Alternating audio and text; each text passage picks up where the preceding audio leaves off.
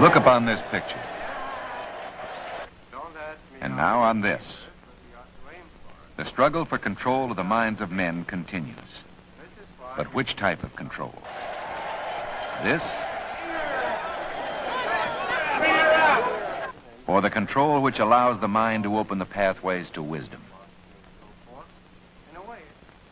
In Claremont, California, a group of colleges has been brought into being under a new concept in education that is unique and exciting in this struggle for men's minds.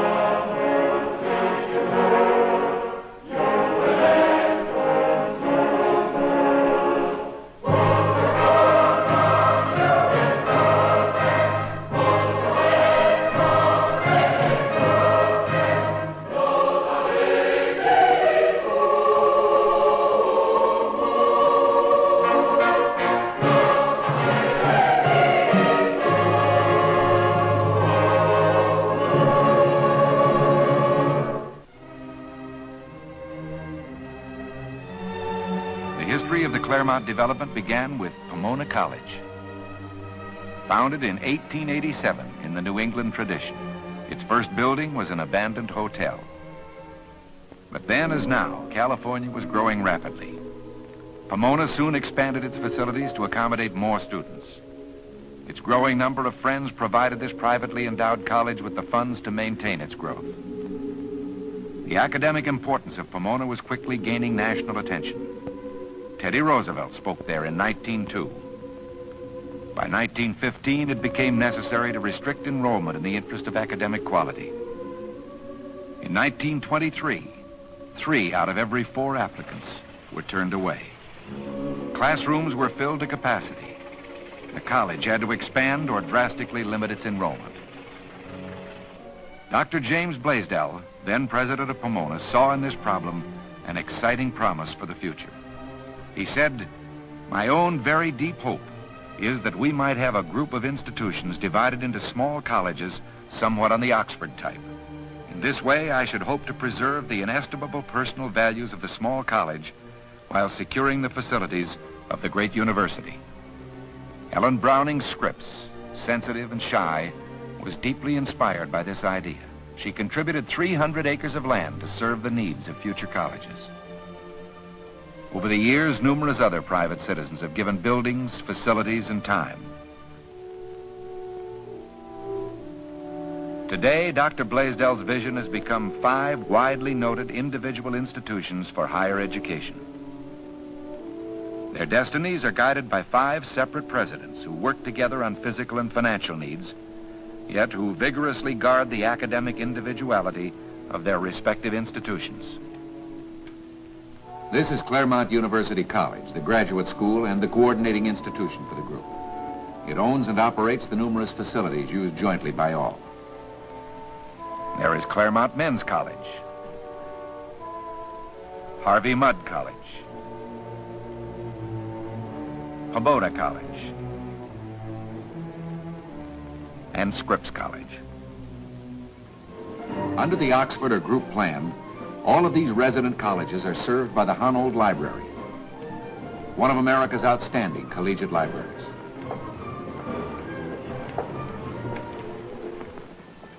This room, reserved for research, houses the largest collection of books about Oxford University in the nation.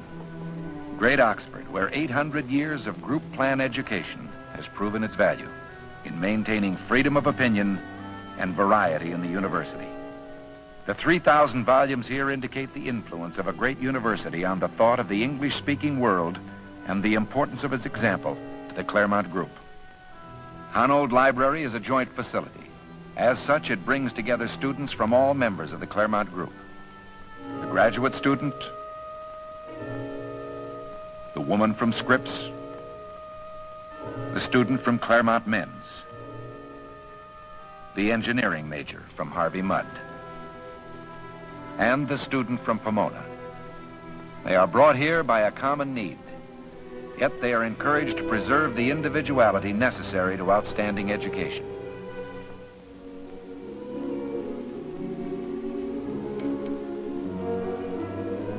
This is Pomona College. It's a liberal arts institution with emphasis on the social sciences, natural sciences, and humanities, and has a strong athletic program. It is coeducational. It's the oldest and largest of the colleges. Enrollment about 1,000. A distinguished faculty of 111. The curriculum taught is purposely broad. Science facilities are among the finest in any liberal arts institution in America. This is the cyclotron, where the student gains first-hand knowledge of atomic theory. The small class in painting is part of an intensive humanities program requiring close contact with the instructor. The social sciences also receive strong emphasis here. Pomona recognized early that the language barrier has hindered Americans from communicating their ideas abroad. That's why they place special importance on their language laboratory, a new instructional technique. The language is Russian. Repeat a phrase, record it, play it back to gain conversational fluency. Как вы уже знаете, со дня смерти Льва Николаевича Толстого. Очень хорошо. Мы получили письмо из Англии. Мы получили письмо из Англии. Now, will you please stop your records and play it back so that I can hear your correct pronunciation?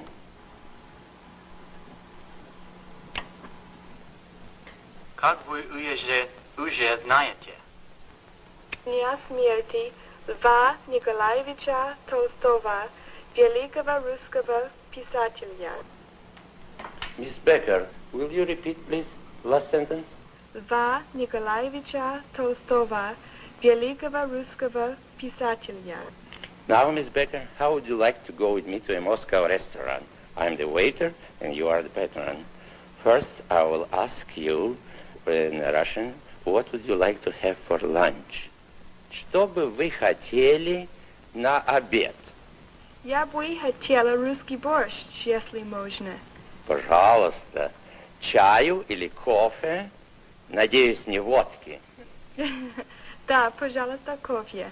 If we are to make people feel that we are friends, we have to use not only right words, but also correct pronunciation.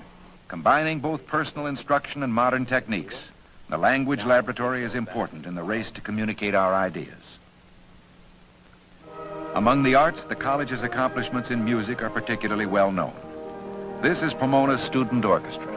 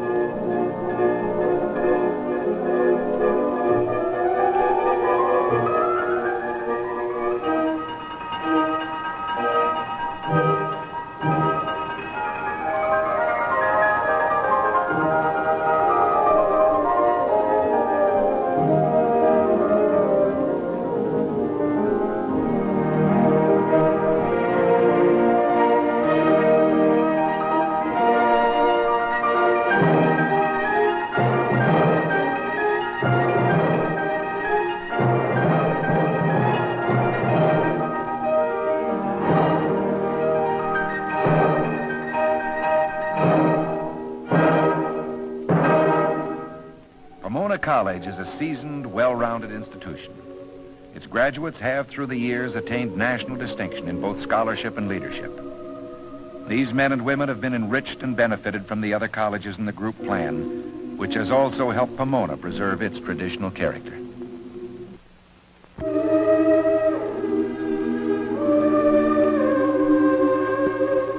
Scripps College is a liberal arts college for women. It was founded in 1926 and named in honor of Ellen Browning Scripps. Like all of the colleges at Claremont, it is privately endowed. There are about 300 students, a faculty of 33. This is Scripps' motto, Incipit Vita Nova. New life begins. Miss Scripps believed that harmonious beauty was in itself an education. The college reflects this idea. The classic atmosphere of the Denison Library is typical of Scripps. The thought is to bring the student into close communion with the great artistic and literary achievements throughout history. This, it is believed, will significantly influence the way she thinks. The program of study consists of 5 broad fields: literature, the arts, social studies, science, psychology, philosophy, religion. This is the Mary B. Eyre Nursery, where the student gains first-hand knowledge in the psychological study of small children.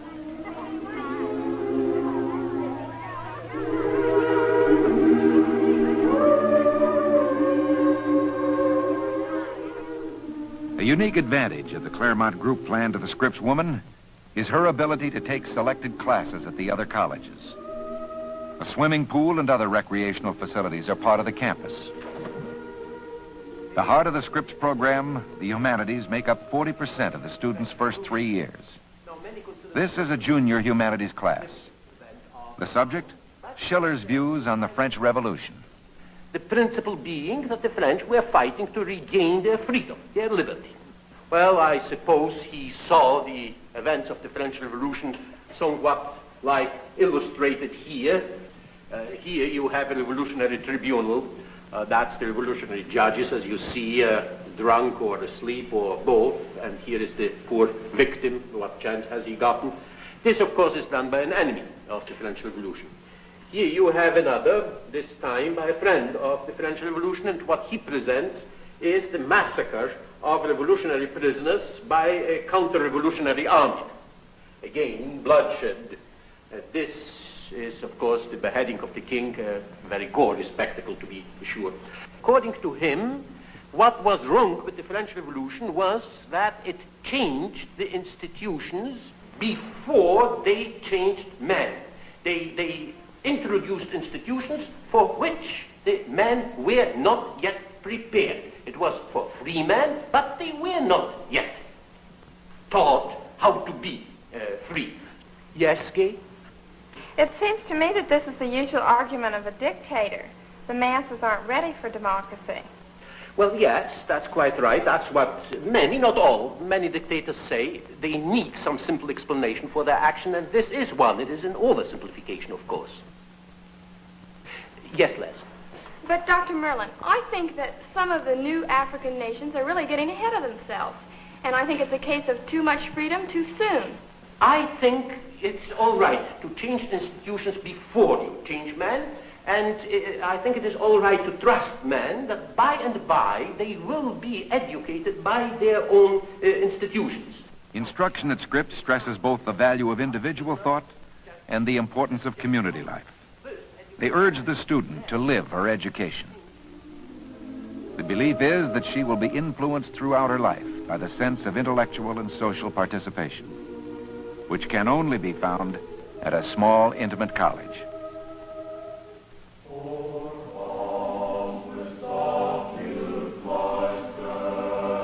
Claremont Men's College is a liberal arts college emphasizing economics and government. It was founded in 1946. CMC students, there are about 430 of them, are educated in the philosophy and problems of free government and of a free society. Today, the college has its own classrooms and dormitories. Here they encourage lively discussion of public affairs. The atmosphere is one of academic freedom. where men learn to deal with controversy in both politics and economics. The college's 38 faculty members are sharp and outstanding. Practical business and government experience is the norm among them. The voluntary ROTC program, which is maintained jointly with Pomona, stresses a high development of skill among a small group. A number who have completed the program have distinguished themselves in the armed forces. This is the football game with Caltech. Physical education at CMC is mandatory, both as education and for social development. The instructors here are quick to encourage discussion and debate. After all, they say, this is what the student will face when he graduates. What do you think the alternative to inflation is? Stable price level and the same level of prosperity we've had the last 10 or 20 years? Well, that's, of course, the goal towards which all economists are working. How many economists do you think really regard this as a possibility? Well, I think quite a few do now. And remember that 30 years ago, very few economists thought that recessions, depressions, or general national growth could be controlled. And how about the practical side, the record? Inflation is actually a detriment to economic growth, since it destroys the confidence consumers have in our economic system.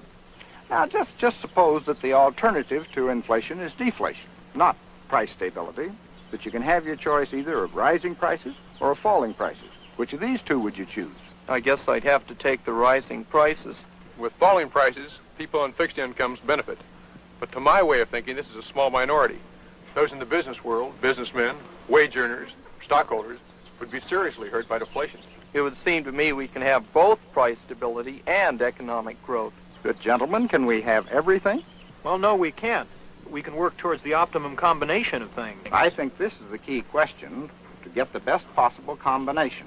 Inflation, unemployment, to extend or curb the powers of government are important problems. The purpose of this college is to prepare men to solve them with an appreciation for American tradition. Men intensely interested in our way of life, leaders for business and government are the kinds of students Claremont Men's College aims to produce. Though slightly more than a decade and a half old, its graduates are fine testimony to the success of its educational concepts.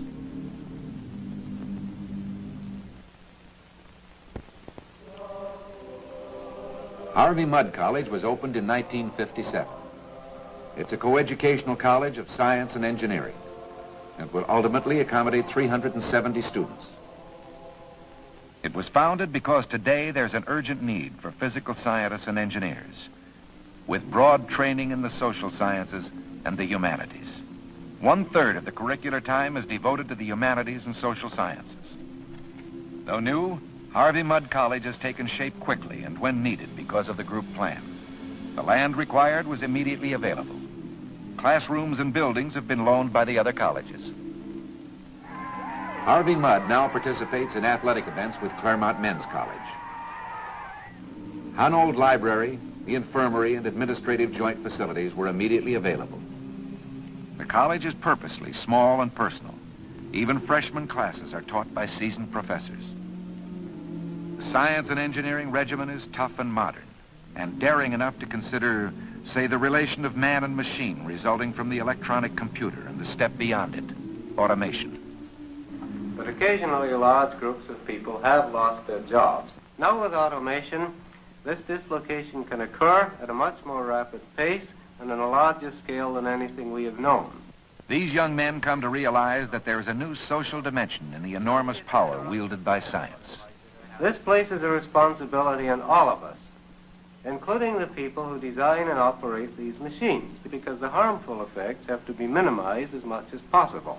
This is not something that businessmen and political leaders can settle for themselves because they don't know how the gadget works. We've passed the point where the engineer or the scientist can simply say, here it is.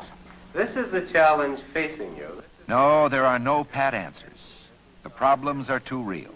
The goal of Harvey Mudd is to create competent specialists who are at the same time educated persons. Harvey Mudd College is the first privately endowed institution of its kind founded in the nation in the past 3 decades. Its program is new. Its future is bright. The Claremont Graduate School, the graduate school of all the colleges, offers advanced instruction and research in the humanities, fine arts, social sciences, education, psychology, and botany. It was founded in 1925. Its 400 students are drawn from all parts of the world. There are 100 faculty members. About 60 come from the undergraduate colleges. Here, formal instruction is cut to a minimum. Students exercise their own initiative and independently seize the opportunity to learn. It might be in psychology or in a new evaluation of the great achievements of the past.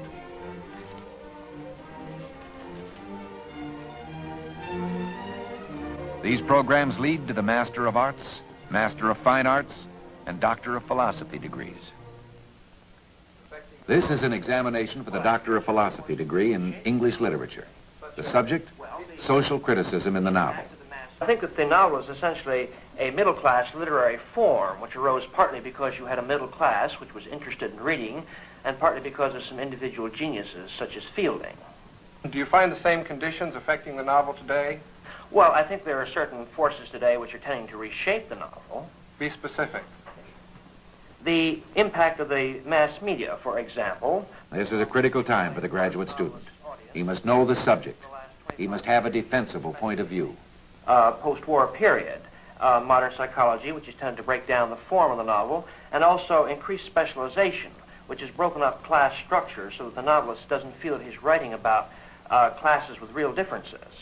Now, social criticism certainly isn't limited to the 20th century or even to the novel. I'd like to ask you, Mr. Ellsbury, through what literary forms was social criticism offered before the emergence of the novel? Well, if we take the Renaissance, I suppose the prose tracts of a man like Nash, or the drama, even more important, in the histories of Shakespeare or the comedies of Ben Jonson. And before the Renaissance? The notable record of the graduate school has given it a position of recognized prominence in the field of education. The presence of the graduate students at Claremont and the opportunity of instructors from the undergraduate colleges to participate in its program has profoundly enriched these colleges and their students. Today, the recognized standards and eminent faculties of the 5 Claremont colleges place them among the most selective colleges in the country. A substantial number of students from the undergraduate institutions go on to graduate school for advanced study. All of the colleges have substantially more qualified applicants for admission than it's possible to accept. For this reason, ideas are constantly being considered for the founding of new colleges under the group plan to keep pace with the needs of an evolving society. This is a committee on future colleges. Its members, the 5 college presidents and selected trustees. As you know, we have already approved a women's college for about 300 students, offering a liberal education in the arts with special emphasis on social sciences and economics. This committee is unique in the nation in that it meets regularly to consider founding new colleges. There are also plans for several other types of college to be presented today, all of which are in the preliminary stage. The provost will now present these plans. A group from our faculties suggests that we found an international college in which half the students and half the faculty would be drawn from nations other than the United States. Studies would be focused on such problems as economic development, the selection and change of political leadership, and other problems which are common to all nations, but which each nation must approach from its own individual background. An international college could contribute importantly to students from all over the world and to the students from the United States. And in addition, it would make a very valuable contribution to the students of each of the associated colleges. However, this is the type of thing which must be done very well if it is to be attempted at all. The group plan is working well at Claremont. It has provided at least part of the answer for these privately endowed institutions in their struggle to maintain quality in a time of unparalleled educational challenge. The people here seem to be motivated by the dynamism of Dr. James Blaisdell, who said of the group plan, "I believe we are at the beginning of a new era of educational effectiveness."